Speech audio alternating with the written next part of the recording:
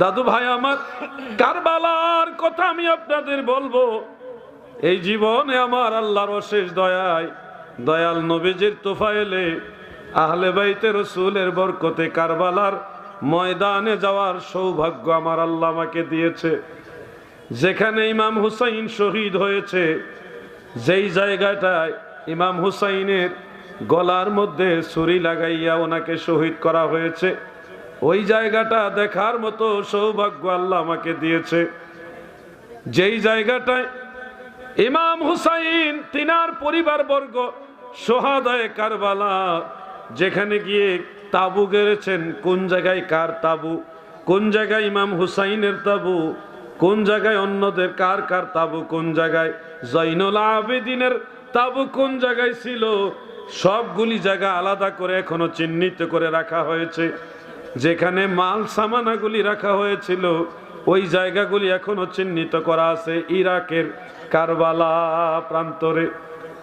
ফোরাত নদীর কথা আমরা কত শুনেছি। ফোরাত একটা বড় নদী, আমাদের দেশের মেঘনা নদীর মতো একটা বড় নদী। ওই নদীর একটা শাখা, ছোট্ট একটা শাখা কারবালার ময়দানের পাশ দিয়ে গেছে। আমি ভিডিও করে করে আপনাদের দেখার জন্যে চেষ্টা করেছি, আপনাদের দেখানোর জন্য। যারা ফেসবুক ইউটিউব চালান নিশ্চয়ই আপনারা দেখছেন, আমি ভিডিও করে করে দেখাইছি। কারণ সবাই তো ওই দেশে যাওয়ার সুযোগ পাবে না, অন্ততপক্ষে সোশ্যাল মিডিয়ার বদান্যতায় তারা যেন দেখতে পারে, এই জন্য কারবালার ময়দানটা আমি দেখাইছি। ইমাম হুসাইন রাদিয়াল্লাহু আনহু তিনি জান্নাতের যুবকদের সরদার, এই ঘোষণা নবীজি দিয়েছেন। দেওয়ার পরে নবীজি এই ঘোষণাও দিয়েছেন, খাসাইসুল কুবরার মধ্যে উল্লেখ, ইন্না হাযা ইবনি সাইয়্যিদুন ইউকতালু বিআরদিল ইরাক ওয়া ফি রাওয়ায়াতিন উখরা ইউকতালু বিআরদিন কারবালা। আল্লাহর হাবিব বলেন, আমার এই দৌহিত্র হুসাইন কারবালার প্রান্তরে শহীদ হবে, ইরাকের কারবালার ময়দানে শহীদ হবে। প্রিয় নবীজির ভবিষ্যৎবাণীর মধ্যে কথাগুলি আছে। ইমাম হুসাইন যখন শিশু, ওরকম শিশু, ওই সময় নবীজি বলছে আমার এই হুসাইন কারবালার ময়দানে শহীদ হবে।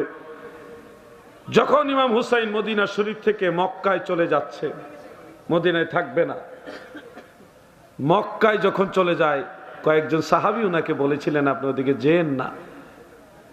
মক্কা মুকাররমায় হযরতে ইবনে আব্বাস রাদিয়াল্লাহু আনহুমা ওনাকে করজোরে বিনয় করে বলেছিলেন, এবং ইমাম হুসাইন রাদিয়াল্লাহু আনহুর ভাই মুহাম্মদ ইবনে হানাফিয়া রাদিয়াল্লাহু আনহু তিনি পর্যন্ত বলেছিলেন আপনি কারবালায় যেন না। সাহাবীরা তো অনেকে জানে, নবীজির হাদিস শরীফ সম্পর্কে জানে।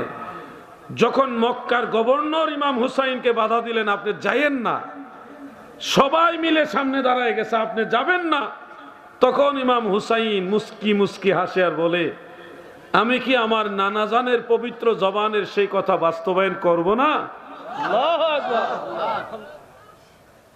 ইমাম হাসান শহীদ জোহরেতে,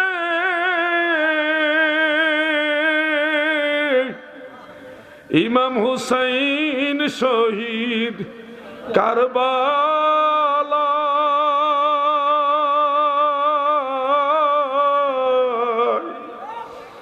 জয়নুল আবেদিন বন্দী হইল ইয়াজিদের জেলখানায়। ছোটবেলা থেকে আল্লাহর কাছে বলতাম, মালিক ইমাম হুসাইন আওলাদে রাসূলকে তো ভালোবাসি, ইমাম হুসাইনের কারবালার ময়দানটা দেখাইও। কারবালার ময়দানে গিয়ে যখন দাঁড়াইলাম, ধীরে ধীরে কারবালার ময়দানের এক পাশে হলো ইমাম হুসাইনের মাজার মুবারক। সেই মাজার শরীফের কাছে যাওয়ার পরে শরীর আর চলে না, কেমন যেন একটা ভয় লেগে যাচ্ছে, কেমন যেন একটা শরীর একটু স্থিমিত হয়ে গেছে, শরীরটা শীতল হয়ে যাচ্ছে। কিন্তু সাহস করে ধীরে ধীরে ইমাম হুসাইনের মাজার মুবারকের দিকে যখন গেলাম, সেখানে দেখলাম ইমাম হুসাইনের পাগলেরা, আশেকে রাসূলরা, আহলে বাইতের প্রেমিকারা চিৎকার মেরে মেরে ইয়া হুসাইন লাব্বাইক ইয়া হুসাইন লাব্বাইক ইয়া হুসাইন বলে কাঁদতেছে। কান্নার একটা রোল সব সে নূরের আলোতে সিরিয়ার রাজধানী দামেস্কের বিল্ডিং গুলি দেখছে। ওই বিল্ডিং গুলি এখনো দামেস্কে আছে, আমি দেখে আসছি আলহামদুলিল্লাহ। ওই বিল্ডিং গুলির পাশে হলো উমাইয়া মসজিদ এবং ওই বাজারে দামেস্কের ওই বাজারে প্রিয় নবীজি বাণিজ্য করার জন্য গেছে। আমি যখন এই বাজারে ঘুরি, চাচা আবু তালেবের সাথে গিয়েছিলেন, আমি যখন এই বাজারে ঘুরি তখন আমি পাথরগুলাকে চুপে চুপে চুমা দেই। পাথরগুলিকে চুমা দেইনি, দিয়েছি এই পাথরের সাথে মদিনাওয়ালার কদম মোবারকের ছোঁয়া লাগছে। হাফেজ ওয়ালিউল্লাহ আশিকি সাহেব তিনি কতই না সুন্দর গজল বলে থাকেন। ও যুবক ভাইরা, পারলে আমার সাথে একটু বলো, বলবেন কিনা? আমি নূর কদমে চুমা খাবো, পাক কদমে চুমা খাবো, চরণ ধুলি মাখবো গায়ে, পাইলে নিরালাই গো নবী, পাইলে নিরালাই, পাইলে নিরালাই গো নবী, পাইলে নিরালাই। আমি নূর কদমে চুমা খাবো, পাক কদমে চুমা খাবো, চরণ ধুলি মাখবো গায়ে, পাইলে নিরালাই গো নবী, পাইলে নিরালাই। আহা বলুন না, পাইলে নিরালাই গো নবী, পাইলে নিরালাই। দামেস্কের পাথরগুলোতে হাত লাগায় লাগায় বারবার আমি চুমা খাই আর মনে মনে ভাবি, ও শহরের পাথর রে, তোমরা কত ভাগ্যবান, তোমাদের উপরে রাহমাতুল্লিল আলামিনের কদম মুবারকের ছোঁয়া লেগেছে। যেই নবীর মাথা মুবারকের উপরে আমার আল্লাহ কষ্ট হবে বিদায় সব সময় মেঘমালা দিয়া ছায়া দিয়ে রেখেছে। সুবহানাল্লাহ। যেই গাছের নিচে আমার দয়াল নবীজি দামেস্কে যাওয়ার পথে গাছের নিচে বসেছিলেন, ওই গাছটা ছিল একটা মরা গাছ।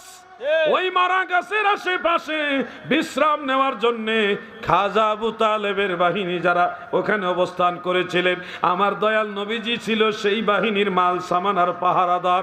রহমতের নবী যখন ওই মরা গাছের নিচে গিয়ে বসছে, সাথে সাথে মরা গাছে সবুজ পাতা গজন্মাইয়া সবুজ ডালপালা দিয়া মুহূর্তের মধ্যে আমার দয়াল নবীজিকে ছায়া দিয়েছে। আজও পর্যন্ত সেই গাছ জিন্দা আছে। আল্লাহ আমাকে তৌফিক দিয়েছে, সেই গাছের নিচে আমি বসেছি, সেই গাছের নিচে মিলাদ পড়েছি, দুরূদ শরীফ পড়েছি। গোটা দুনিয়ার সুন্নি মুসলমান সবার জন্য আমি দোয়া করে আসছি এবং ভিডিও করে করে অনেককে দেখারও সুযোগ করে দিয়েছি। জর্ডানের রাজধানী আম্মান থেকে 156 কিলোমিটার দূরে হলো দক্ষিণ উত্তর দক্ষিণের এই কোনাকুনি হলো ওনার সেই গাছটা। এই গাছটাকে বলা হয় সাহাবি গাছ। এখনো সেই গাছ জিন্দা। কোন গাছটা 1400-1500 বছর পার হয়ে গেছে জিন্দা আছে এমন কোন গাছ আছে? 1500 বছরে মরা গাছ যে জিন্দা হয়েছে, আল্লাহু আলাম কতদিন এটা জীবিত থাকবে। আমি সেই গাছের একটা ছোট্ট ডাল লইয়াছি। নবীজির কদম মোবারকে দুরূদ শরীফ পড়ে বেরা মাপ চাইছি, ইয়া রাসূলুল্লাহ আমারে মাফ করে দিয়েন, আমার লাগবে এটা, আমি আপনার পাগল, আমি এটা নিমু। ওই দুরূদ শরীফ পড়ছি আর একটা ডালের এটুকু একটা ডাল আমি সাথে করে নিয়ে আসছি, বরকতের জন্য ঘরের ভিতর রাখছি। মাঝে মধ্যে বড় মুসিবতে ফিরে গেলে এটা নিয়ে উসিলা করে দোয়া করি, আল্লাহ আমার মাফ করে দেন, আল্লাহ আমার এটার সমস্যা দূর করে দেন, আল্লাহ দোয়া কবুল করে লায়। আল্লাহু আকবার।